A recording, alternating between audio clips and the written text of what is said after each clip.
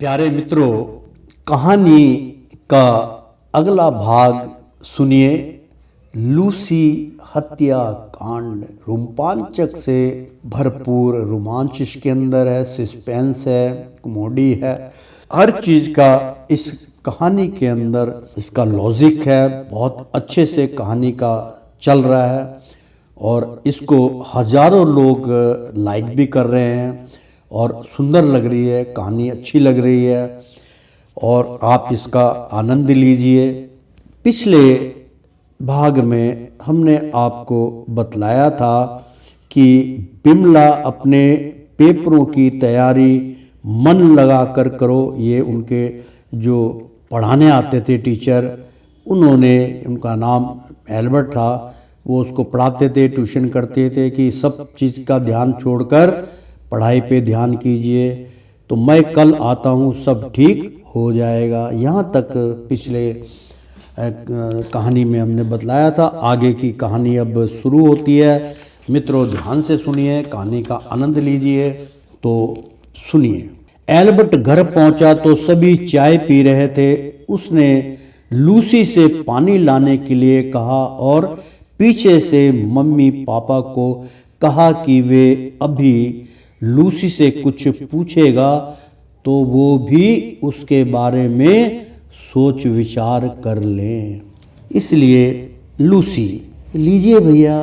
अरे क्या हुआ, सबका मुंह क्यों लटक गया? अभी तक तो सब ठीक थे, कोई सीरियस बात लगती है भैया? आपने कुछ कहा क्या? चलिए बाद में आप चाय पिएंगे। एल्बर्ट, चाय तो हम पी लेंगे, पर आप बताओ कि आपकी राजेश्वर जी से कोई बात हुई क्या? लूसी, हाँ, ये भी कोई पूछने की बात है। हम एक साथ ऑफिस में काम करते हैं, बात तो रोज ही होती है। क्यों, आपको ऐसा क्या लगा? आप ऐसा क्यों पूछ रहे हैं? एल्बर्ट, पापा, बात यह है कि आज राजेश्वर भैया ने अलग बुलाकर मुझसे कहा कि वो लूसी को चाहते हैं और उससे शादी करना चाहते हैं, पर मैंने तो उन्हें ये कह दिया कि रोमी के साथ लूसी के रिश्ते की बात लगभग पक्की हो चुकी है। जॉर्ज, बेटा, ये सब हो क्या रहा है? जिसको देखो वो लूसी के पीछे पड़ा है। ये बात तो अच्छी नहीं है। या तो ये सब तुम्हारे भोलेपन का फायदा उठाना चाहते हैं या फिर तुम्हारे अंदर कोई कमी है। लूसी, पापा, मैं तो सिर्फ सबके साथ हंसकर बात करती हूँ और कोशिश करती हूँ कि मेरी वजह से किसी का दिल ना दुखे। ये सब जानते हैं कि हम बहुत सीधी सादी और शरीफ लड़की है, इसलिए प्रस्ताव भेजा हो। मैं किसी से प्रेम नहीं करती। मेरी नज़र में तो सब या तो दोस्त हैं या भाई समान हैं। अब दो मेरे बारे में क्या सोचते हैं ये मुझे कैसे पता होगा? आप जैसे जैसे कहते हैं मैंने वैसे वैसे ही किया। खैर, रही शादी की बात तो वो मुझ पर निर्भर करता है कि मैंने किससे करनी है। आप चिंता ना करें। मरियम, इसका तो एक ही हल है कि तुम्हारी शादी जल्दी से जल्दी करी जाए। एल्बर्ट, आप सही कह रही हैं मम्मी। लूसी, पापा, आपकी क्या राय है? क्या शादी ही इसका हल है और कुछ नहीं? जॉर्ज, बेटी कह तो ये सही रही है, पर ये तुम्हारी जिंदगी का सवाल है। साथ में दिखने वाली बात ये है कि तुम्हारी क्या मर्जी है। लूसी, फिर पापा आप हम पर छोड़ दीजिए। धीरे से बोलती हुई कमरे से बाहर चली जाती है। वैसे ही जिंदगी का क्या भरोसा, कब क्या हो जाए किसे पता। अगले दिन लूसी के ऑफिस में लंच टाइम में लूसी, चलो कुणाल, जल्दी से अपना लंच निकालो, मुझे बहुत भूख लगी है। कुणाल, हाँ हाँ आ जाओ, मैं बस अभी हाथ धोकर आता हूँ। लूसी, हाय राजेश्वर, आ जाओ, तो भी हमारे साथ लंच करो, बहुत मज़ा आएगा। Rajeshwar, sorry Lucy, I don't want to disturb you. Kunal, अरे ये सर को क्या हो गया, लगता है उन्हें तुम्हारा मेरे साथ खाना खाना अच्छा नहीं लगता। लूसी, नहीं कुणाल, ऐसा कुछ नहीं है, तुम ये सब बातें छोड़ो और ये बतलाओ तुम मेरे लिए आज क्या लेकर आए हो। कुणाल, आज मैं तुम्हारे लिए हल्दीराम के छोले भटूरे लेकर आया हूँ।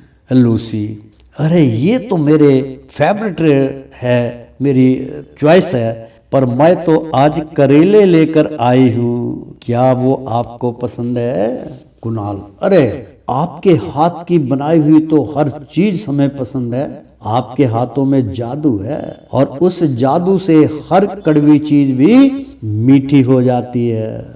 लूसी, मेरी तारीफों के पुल बांधना बंद करो, मेरी तारीफ करके क्या करोगी, और जल्दी खाना खत्म करो और हमें ये बताओ कि इस शहर में तुम्हारा और कौन है। कुणाल, सबसे पहले तो आप हैं मैडम। मैडम जी, आप हैं, और हमारे गांव के एक दोस्त हैं जिनका नाम है रमन, और वे अपने परिवार के साथ यहाँ रहते हैं। बस हम दोनों दोस्त सुख दुख में एक दूसरे का साथ निभाते हैं। कभी आप भी हमारे गरीब खाने पर आइए, हमें बहुत खुशी होगी। लूसी, हाँ मुझे याद है, तुमने हमें अपना एड्रेस दिया था, पता बताया था, हम जरूर आएंगे, मगर कोई चीटिंग नहीं चलेगी, सिर्फ एक दोस्त के आते आपके घर आएंगे, सिर्फ दोस्त का नाता दोस्ती का होता है। चलो अब लंच टाइम भी ऑफ हो गया है, फिर मिलते हैं। शाम को ऑफिस के बाहर राजेश्वर लूसी का इंतजार कर रहा था। राजेश्वर, हाय लूसी, यूं नजरें चुरा कर मत जाओ, हम भी खड़े हैं तुम्हारी राहों में, जरा नजरें इनायत इधर भी कीजिए। क्या क्या क्या बोले आप, अरे एक बार फिर बोलो ना। यूं नजरें चुरा कर मत जाओ, हम भी खड़े हैं तुम्हारी राहों में, जरा नजरें इनायत इधर भी कीजिए। लूसी, भाई वाह क्या बात है, अब चलिए सब लोग देख रहे हैं, बाइक स्टार्ट कीजिए और हमें काफ़ी हौसले चलिए, शायद कॉफ़ी पीकर आपका मूड ठीक हो जाए। हम कुछ दिनों से देख रहे हैं कि आपका मूड कुछ ठीक नहीं है, हमसे कोई गलती हुई है क्या। राजेश्वर, दिल की बात जानना तो कोई आपसे सीखे, हम भी यही सोच रहे थे। लो कॉफी हाउस आ गया, वेटर 2 कॉफी और सैंडविच लाना। लूसी, राजेश्वर, हम भी आपको एक शेर में ही पूछते हैं, यानी कि लूसी कहती, राजेश्वर हम भी आपको एक शेर ही में पूछते हैं कि सारे सिकवे गिले भुला कर कहो, जो भी कहना है जरा मुस्कुरा कर कहो, मगर कहो तो। राजेश्वर, ठीक है, आप जैसा करेंगी, जैसा कहेंगी हम वैसा ही करेंगे। तो आप जहर भी पीने को कहेंगी तो हम वो भी पिएंगे, और वो भी हंसते हंसते। लूसी, क्या बात है, आज आप बहुत गंभीर लग रहे हैं और उदास भी, आज से पहले हमने आपको ऐसा देखा नहीं, कुछ कहना है क्या। अगर हमसे कोई खता हुई हो तो हमें बता दो। राजेश्वर, बात दरअसल ये है कि हमने आपके सामने एक प्रस्ताव रखा था और एल्बर्ट से भी कहा था, मगर आपने कुछ जवाब नहीं दिया। हमने तो बहुत ही सीधे सादे लफ्जों में आपसे पूछा था कि आप क्या हमसे शादी करना पसंद करेंगी, क्या आपने हमारे उस प्रस्ताव को ठुकरा दिया। लूसी, राजेश्वर, ये आप कैसी बात कर रहे हैं, शादी कोई खेल नहीं है, ये समाज का एक बंधन है। वैसे मैं आपको बता दूं कि भैया ने आपका प्रस्ताव पापा के सामने रखा था, मैं तो धर्म संकट में ही पड़ गई हूँ, शादी तो किसी एक से ही होनी है, मैं किसी का दिल भी नहीं दुखाना चाहती। मेरा तो दिल है ही कि मैं शादी ही ना करूं। अगर फिर भी कोई ना माना तो मेरा दिल निकाल कर उसके टुकड़े टुकड़े कर लेना और आपस में बांट लेना। शादी तो संजोग का खेल है, मेरे हाँ या ना कहने से कुछ नहीं होगा। जिसके साथ मेरा भाग्य बंधा है, शादी तो मेरी उसी के साथ ही होगी। अब प्लीज घर चलिए, मुझे देर हो रही है, सब इंतजार कर रहे होंगे। राजेश्वर, चलो तुम्हारे को घर छोड़ देता हूँ। हमारी बात सुनकर हमारा दिल तो तुमने रख लिया है और हमें जवाब भी मिल गया है। लगता है कि शादी हमारे भाग्य में ही नहीं है। हमने पहली बार किसी से कुछ मांगा और वो भी हमें नहीं मिला। खैर ये तो भाग्य की बात है। लीजिए आपका घर आ गया। लूसी, धन्यवाद, बाय। एल्बर्ट शाम को बिमला को पढ़ाने के लिए पहुंचा। एल्बर्ट, आज तो तुम्हारी पढ़ाई का आखिरी दिन है, कल तो आखिरी पेपर है। मुझे पूरी उम्मीद है कि तुम्हारा रिजल्ट भी अच्छा आएगा। बिमला, 1 मिनट में चाय लाती हूँ सर, आप और भैया पीजिए और फिर मैं पेपर की तैयारी कर लेती हूँ। एल्बर्ट, क्या बात है भैया, आज आप बहुत उदास लग रहे हैं। राजेश्वर, नहीं नहीं ऐसी कोई बात नहीं है। क्या कह रहे हो? नहीं नहीं ऐसी तो कोई बात नहीं है। ऑफिस में दिमाग खराब करने वाले बड़े उल्टे सीधे काम होते हैं। और आप बताइए बिमला की पढ़ाई कैसी चल रही है? वैसे तो कल आखिरी पेपर है और कॉलेज से भी जान छूट जाएगी। देखो आगे नंबर कैसे लाती है। एल्बर्ट, क्यों बिमला, कोई परेशानी तो नहीं हो रही? सब आता तो है ना? वैसे भैया मुझे तो लगता है कि इसके अच्छे नंबर आएंगे। बिमला, नहीं कोई परेशानी नहीं है, हमें सारी तैयारी अच्छे से कर ली है। एल्बर्ट, अच्छा तो हम चलते हैं, हमारा भी 4 दिन के बाद आईपीएस का पेपर है जिसकी हमें तैयारी करनी है। मजे की बात तो ये है कि रोमी के वकालत का पेपर भी उसी दिन है, हमारा सेंटर भी एक ही जगह पड़ा है। बिमला, हम अभी आते हैं। एल्बर्ट, नहीं तुम पढ़ाई करो, हम चले जाएंगे। राजेश्वर, रहने दो एल्बर्ट, इसे जाने दो, इसका दिल रख लो, वैसे भी आज आखिरी दिन है, जाओ बेटा जाओ। बिमला, सर हम आपको दिल से यह दुआ देते हैं कि आप जो जी तोड़ मेहनत कर रहे हैं उसमें आपको कामयाबी मिले और आप जल्द ही एक अच्छे पुलिस ऑफिसर बन जाएं। मगर आप यह बात हमेशा याद रखिएगा कि हम आपसे बेहद मोहब्बत करते हैं और आपके बिना हम जी नहीं सकते।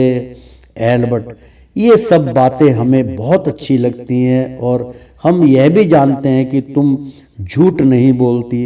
ये प्यार की लगन ऐसी है जो ना तो तुम्हारे बस में है और ना ही मेरे पर शादी में हमारे घर वाले की ही मर्जी चलेगी, क्योंकि ना तो तुम इसका निर्णय ले सकती हो, चाहे मैं नहीं ले सकता हूँ, ये तो परिवार के लोग ही इसका निर्णय लेंगे। हाँ, हम इतना वादा करते हैं कि अगर हम शादी करेंगे तो सिर्फ तुमसे, वरना सारी उम्र कुंवारे ही रहेंगे। बस आप हमारे लिए यही दुआ करना हमारे लिए कि हम जल्दी से पुलिस ऑफिसर बन जाएं, ताकि अगर हमारी शादी हो तो हम तुम्हें हमेशा खुश रख सके। बिमला, आपने यह कहकर हमारा मन जीत लिया है। एल्बर्ट, अच्छा अब तुम घर जाओ। और वहाँ से एल्बर्ट अपने घर पहुँच गया। लूसी, भैया पापा, आज मैं जब शाम को घर आ रही थी तो मैंने उस आवारा बलवंत को देखा। लगता है कि वो जेल से छूट गया है। मुझे वो ऐसे घूर घूर के देख रहा था कि जैसे मुझे खा जाएगा।